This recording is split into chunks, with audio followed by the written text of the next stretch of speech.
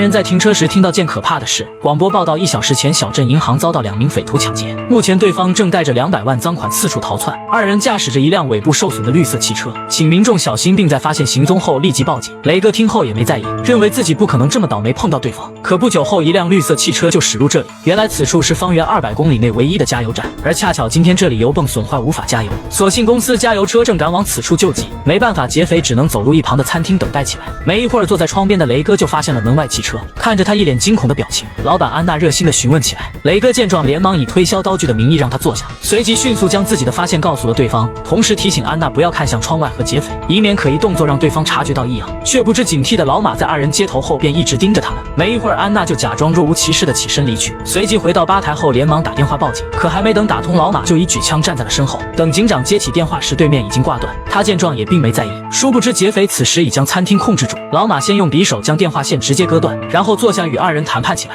他最开始本打算直接抢走门口唯一的汽车继续逃窜，却发现雷哥车内汽油也所剩无几，不得已才留在此处进行等待。没想到还是发生意外，被人戳穿身份。 Where's your car? My husband dropped me off. The fat man at the gas station, does he have a car? He lives here. 一系列询问后，老马恼怒不已。他发现，在加油车到达前竟无法离开此处。老马只能警告二人，这期间别做愚蠢之事，并且如果再有人进入餐厅，安娜需搞清对方车内是否有油，而作为回报，只要他们能成功离去，便不会伤害他俩。在生命威胁下，二人只能乖乖照做。很快，一对毫不知情的老夫妇就走进屋内，在得知对方也是等待加油车后，安娜松了口气，起码二人不会因此被劫匪盯上，引来杀身之祸。可他将消息告知后，仍得不到老马信任。他让同伙阿伟去外面再检查一遍，另外再确认下加油员是否真的没车。与此同时，警长让手下回来时顺路去餐厅买杯咖啡，顺便正好问问安娜刚才打电话什么事。可粗心的警员赶到后却并未看到门口的抢劫车，但他的进入还是把老马吓了一跳。随即他便发现警员跟安娜竟十分熟络。 Why'd you hang up on her? Oh, damn fuel truck is late. All these folks are stuck here waiting. Got busy and had to hang up. 可警员观察一番后，却径直走向老夫妇那桌询问起来，只因此时只有他俩符合劫匪人数。老马见状，这才松了口气，但为以防万一，他还是起身向吧台走去。警员的到来确实让安娜燃起希望，他偷偷在其中一个杯盖里写下求救信息，外面再写上警长名字作为遮挡，以防被发现。可就在将咖啡递出去时，老马却先一步以续杯名义走上前观察起来。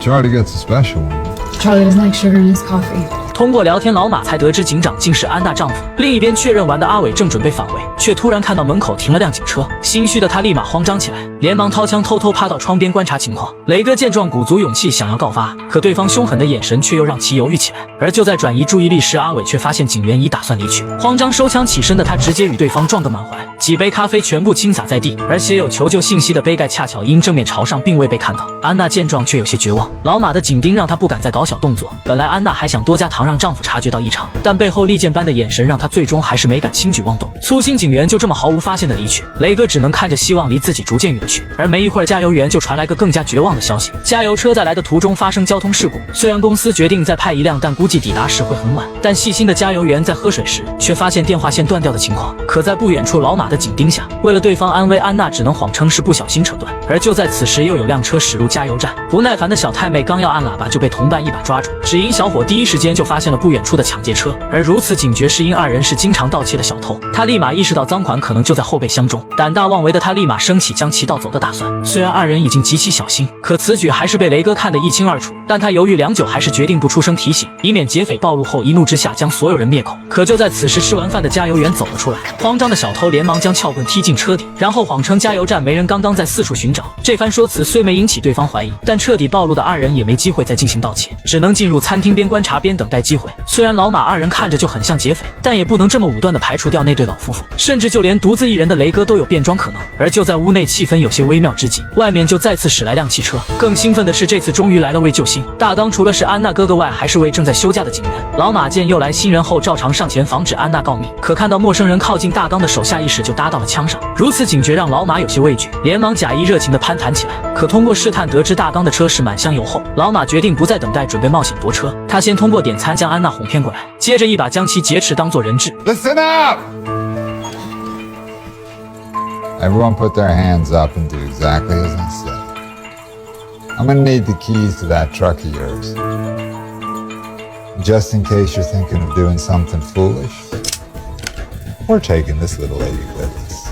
没办法，大刚只能投鼠忌器。可没想到变故却在此时突然发生，老头竟从包里突然掏出把枪，而趁劫匪惊慌之际，大刚也迅速起身掏枪，就连安娜也悄悄把手伸进兜里。可就在此时，变故却再次发生，小偷竟也掏出把枪对准大刚。原来摊台的他见盗窃不成，打算用分钱的方式帮劫匪逃离此地。见此情况，老马立即答应，几方人马瞬间对峙起来。只有雷哥缩在座位上一脸懵批，眼看着局面僵持住，救人心切的大刚提出，只要一手交钱一手交人，他和老头便不会开枪任其离去。可小偷听后却焦急起来，这样什么都没得到的他等于白玩。大刚称他也可以跟着一起走，之后自行解决分钱的事，但阿伟听后却声称1分钱都不会给他。惊怒之余，小偷直接调转了枪口。老马见状赶紧劝说自己才是老大，他的承诺依旧有效。小偷见状这才又把枪口转了回去，可他依旧不敢相信对方。在大刚准备扔钥匙时，直接叫停，让其把钥匙丢给自己，他先驾车离开此处。劫匪放掉安娜后，再带着钱去会合。就在局面再次僵住之时，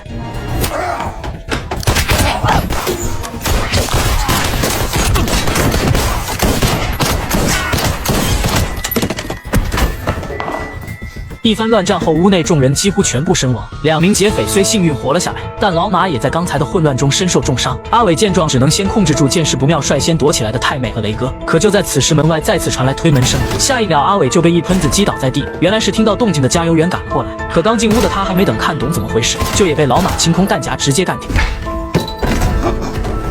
见安全后，小太妹终于从吧台下钻了出来，随即立马捡起枪对准雷哥。原来他打算将所有人灭口，独吞赃款。雷哥连忙称他可以把钱全拿走，自己不会将此事告诉任何人。可太妹还是决定不能冒险，但紧张下不仅打偏手枪，还掉落在地。雷哥见状，赶紧趁机拿刀扑了上去，没想到这下却无意中刺到心脏，直接将人干掉。第一次杀人让他有些不知所措，他连忙抄起桌上手枪，向屋内仅剩的老马走去。只要将其干掉，所有赃款将全部归他所有。但刚才杀人可以说出于自卫，现在再动手就绝对是蓄意谋杀。雷哥的善与恶在脑海中不断天人交战，可就在此时，老马却再也坚持不住，率先身亡。这让他感觉是老天都在帮助自己。无人监管的情况下，人性的恶被无限放大。胆小的雷哥终于决定拿走那笔赃款，他先把钱放入自己车后备箱，接着再用嘴把大刚车里的汽油吸出，这样只要驾车离去后，就无人知晓他来过此处。另一边，警长发现安娜餐厅的电话一直占线，感觉不对的他立即带警员驾车赶去。与此同时，雷哥正在餐厅内清理自己留下的痕迹，却突然听到外面传来一阵鸣笛声，他连忙躲到角落偷偷观察，发现又有辆车前来此处加油。很快，四处找人的男人就走入了餐厅，随即便迅速被屋内满地的尸体给吓了出来。听到这对父女打算报警，雷哥连忙惊慌地窜出阻止起来。重新受到管制让他心中善念再次占据上风，本就没错的他决定放弃那笔赃款，但可疑举动却让男人认定是对方制造了这场屠杀，警告着让其留在原地等待警察。见此一幕，雷哥明白自己已解释不清，直接掏出枪对准了二人。他俩见状立马求饶，并称不会告诉任何人，但雷哥还是不相信对方。此刻他终于明白当时太妹的心理，而对方也一如当时的自己，这让雷哥再次动了恻隐之心。他决定放二人一条生路，但他俩必须拿走几沓赃款。雷哥认为这样对方就也算同流合污，并且还打算让二人交出身份证，对方要是报警就顺地址找过去进行报复。说罢还朝天开了一枪，长士气。没想到却尴尬的出了一声空响。见此情况，男人直接扑了上去，却不知刚才只是假糖。混乱下，雷哥再次无意中开枪，直接将女孩射死。突如其来的变故让二人彻底懵批，愤怒的男人率先反应过来，直接将雷哥扑倒在地，随即抓住手臂防止其再次开枪，但雷哥却一头锤将男人撞起，接着再次开枪朝他打去。没想到这次竟真的子弹打空，紧张下他只能捡起地上撬棍，然后奋力一击将对方彻底爆头。此刻他已真的无法回头，雷哥连忙慌不择路的驾车逃离了此处。没一会儿，姗姗来迟的警长终于赶到，随即便看到了屋内妻子的惨状，而他也立马发现了门口停放的抢劫车，但全部身亡的情况让他连报复之人都找不到。可就在此时，警长却看到地上有滩汽油，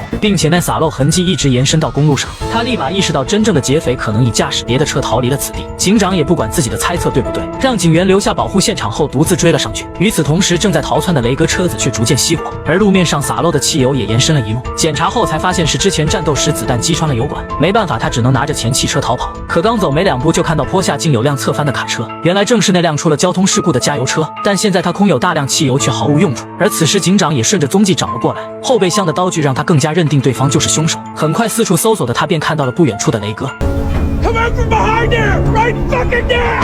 没办法，雷哥大声辩解自己不是劫匪，那群人都是在混战中互射而死，身为幸存者的自己只是因贪念拿走了钱。You're the only one that came out of there alive, and you expect me to believe that you're fucking innocent?